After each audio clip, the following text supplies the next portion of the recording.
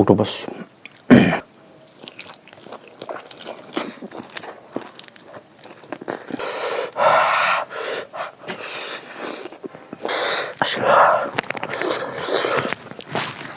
Location se Singyamai traffic point do adagi bazar rom na kitang haiglaga bullet ki Royal Enfield ki showroom lay do sanam hi lay do adugi head opposite ta dalay ni do matong fresh seafood dalay hai rom pham sida seafood ki items dimag oi fangani do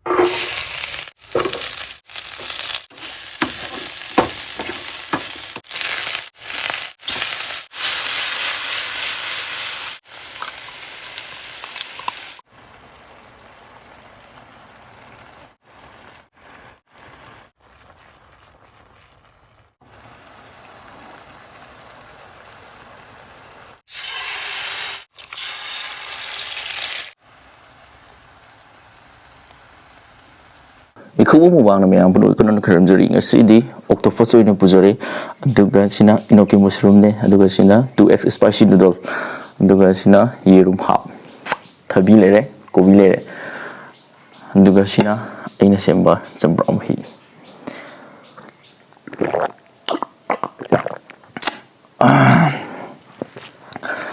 adudi matam hangda bida chama hujlage khara sambam nan thadadari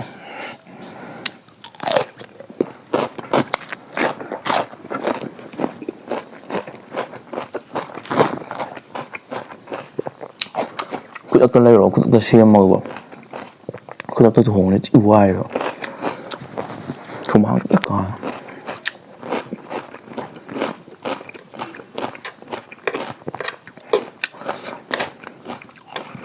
kambangang oy ro ni na lai siya mu pangkat ama mo to ngai da ba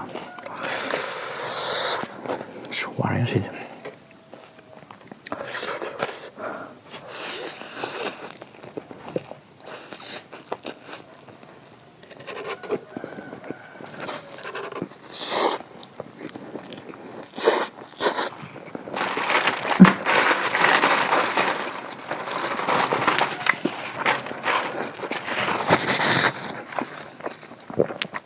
모르고 기대야.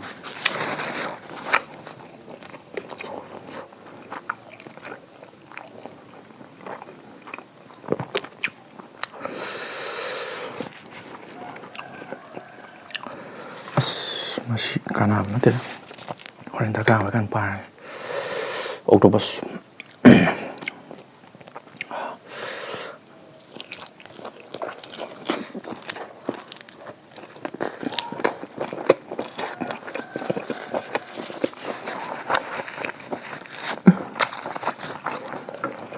모르고 기대 할 건데.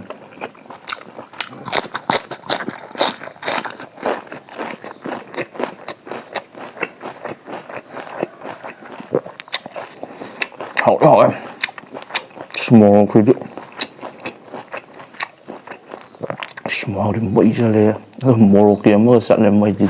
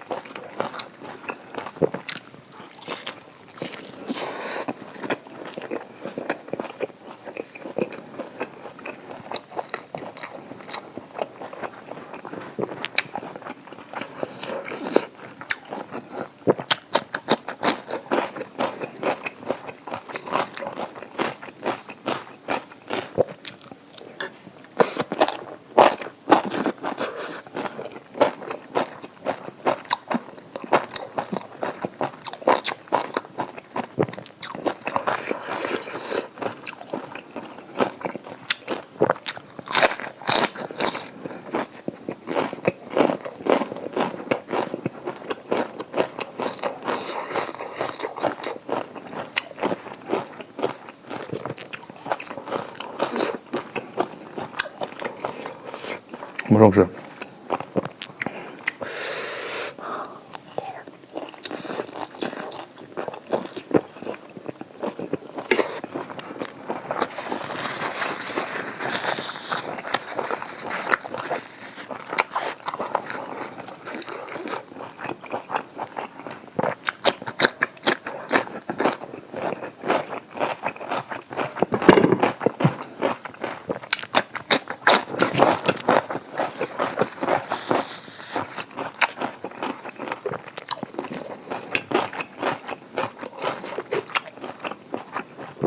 Semua kiri kan tahu ya.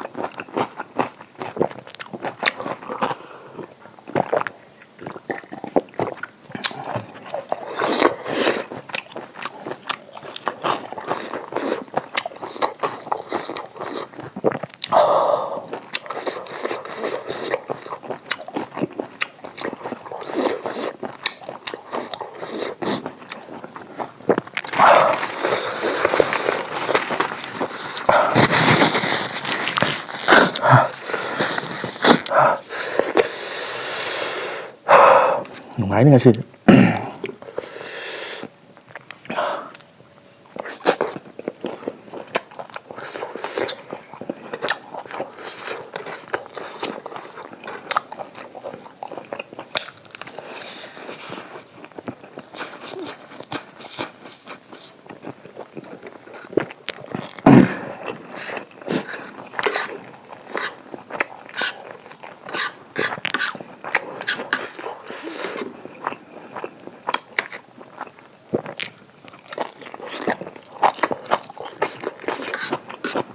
주먹을 무서운 줄이야 얌샤이게.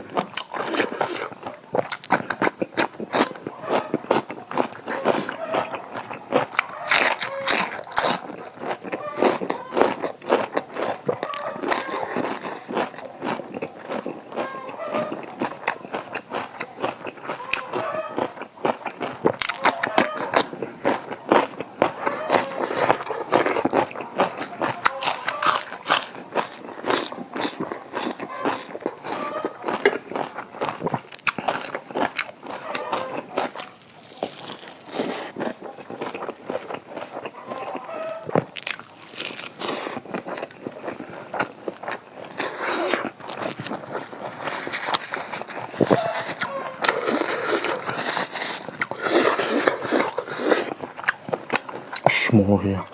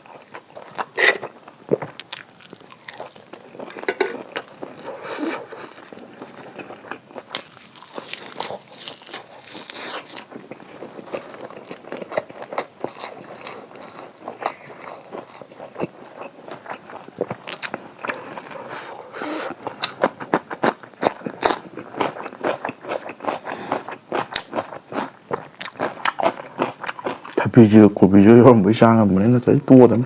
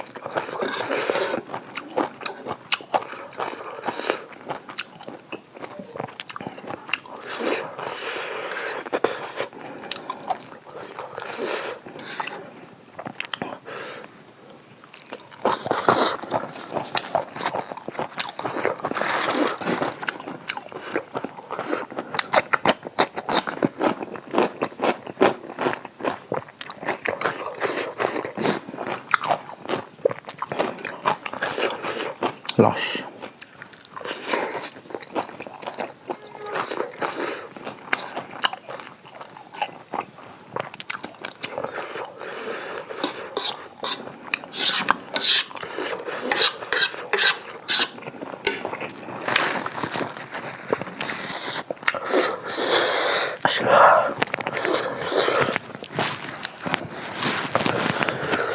비다시.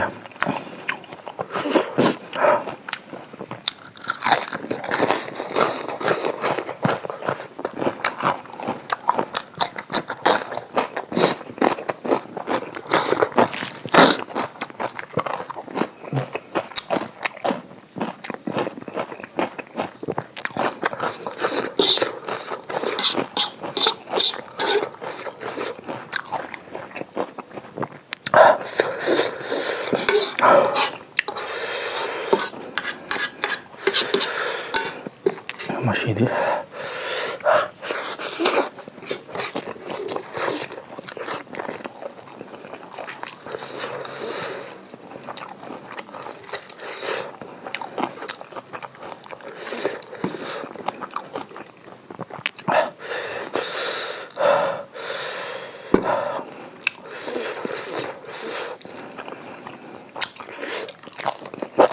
버거.